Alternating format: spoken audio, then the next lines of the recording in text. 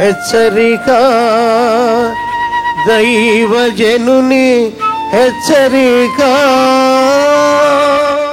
యేసు ప్రభు ఈ లోకంలోనికి వచ్చింది అంధకారములో ఉన్న మానవులను విడిపించటానికి, సాతాను చేతుల్లో చితికిపోతున్న వారిని విడిపించటానికి, రోగాలతో, బాధలతో, కరువులతో, కష్టాలతో మూలుగుతున్న వారిని విడిపించటానికి, కక్షలతో, ద్వేషాలతో, అసూయలతో ఒకరికొకరు హాని చేసుకుంటున్న వారిని రక్షించటానికి.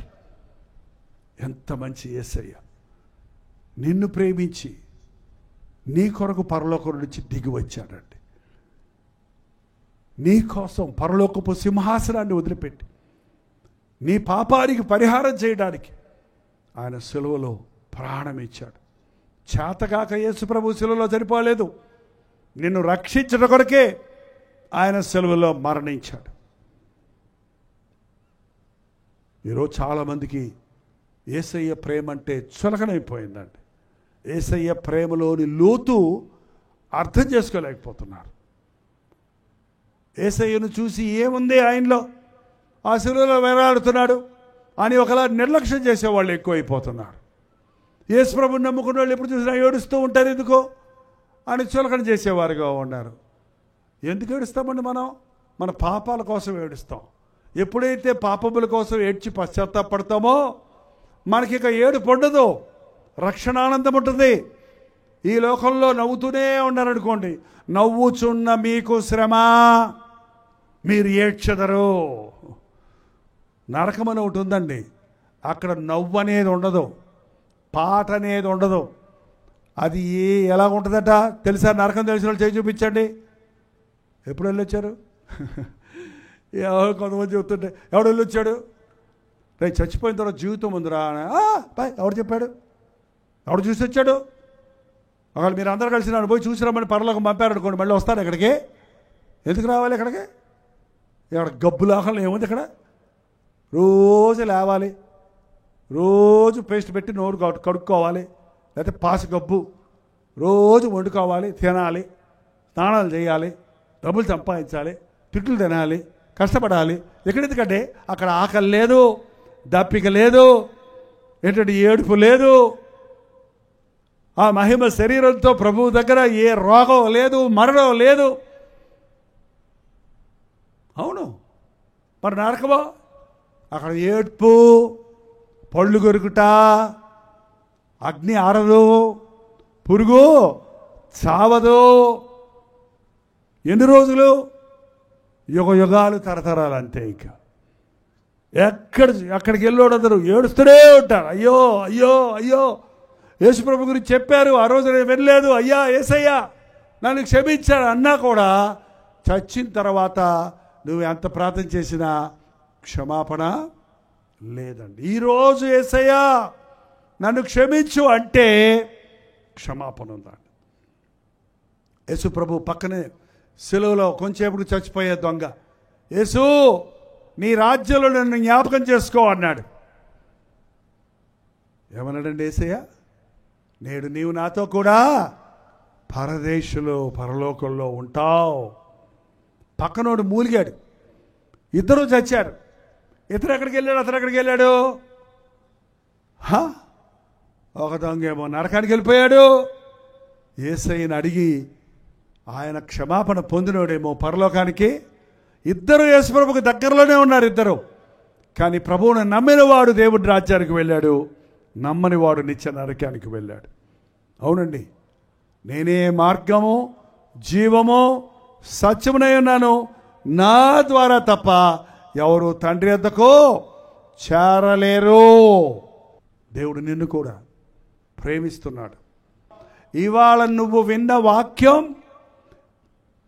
నీ జీవితం అంతటికీ నీకు మేలు కలిగజేస్తావంటే, ఇవాళ కనుక నీవు విశ్వసిస్తే ప్రభు మీద, ఆయన నీ హృదయంలోనికి స్వీకరిస్తే ఆయన నీ కష్టాలు తీరుస్తాడు, నీ కన్నీరు తుడుస్తాడు, నీ పాపాలు క్షమిస్తాడు, నిన్న ఆయన రాజ్య వారసుడిగా చేసుకుంటాడన్నది నీ హృదయంలో నీవు విశ్వసిస్తే, ఈరోజు ఇక్కడ జరిగిన అద్భుతం నీ జీవిత ధర్మలన్నీ నీవు ఈ లోకాన్ని విడిచిన తర్వాత కూడా ఆ పరలోకంలో నిరంతరం ఉండే భాగ్యాన్ని దేవుడు మనకు కలుగు చేస్తాడు. హల్లెలూయా. మిమ్మల్ని దేవుని సొత్తైన ప్రజగా చేయాలని, దేవునికి ఇష్టలుగా మిమ్మల్ని చేయాలని, మీ కన్నీటిని తుడిచే ప్రభువు ఉన్నాడు, మీ కష్టాలు తీర్చే ప్రభువు ఉన్నాడు, మన అవసరతలను మన బంధకముల నుంచి మనల్ని విడిపించే దేవాది దేవుడైన రాజులకు రాజు ప్రభులకు ప్రభు అయిన యేసు క్రీస్తునందు విశ్వాసం ఉంచండి అని చెప్పటానికి ఇక్కడికి వచ్చామండి. నమ్మండి.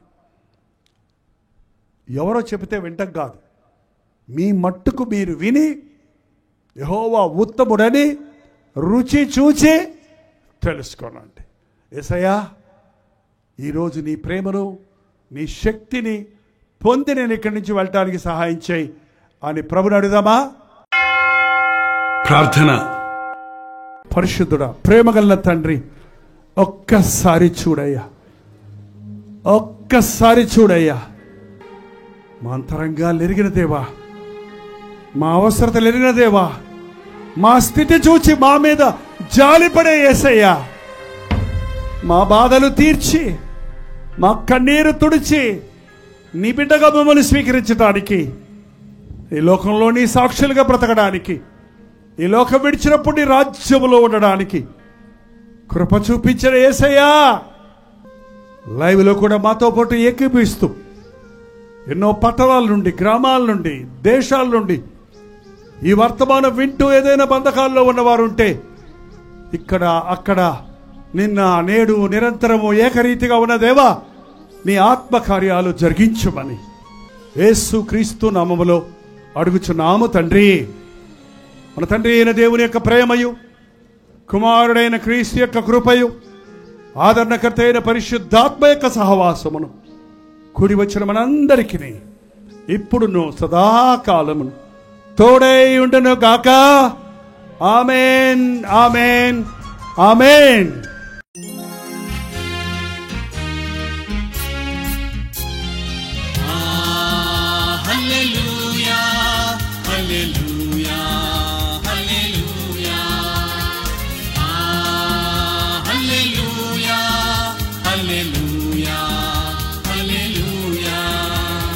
కలువరి ప్రేమే మధురం, కలువరి ప్రేమే మధురం, కలువరి ప్రేమే మధురం, కలువరి ప్రేమే మధురం. హల్లెలూయా, హల్లెలూయా, హల్లెలూయా, హల్లెలూయా, హల్లెలూయా, హల్లెలూయా.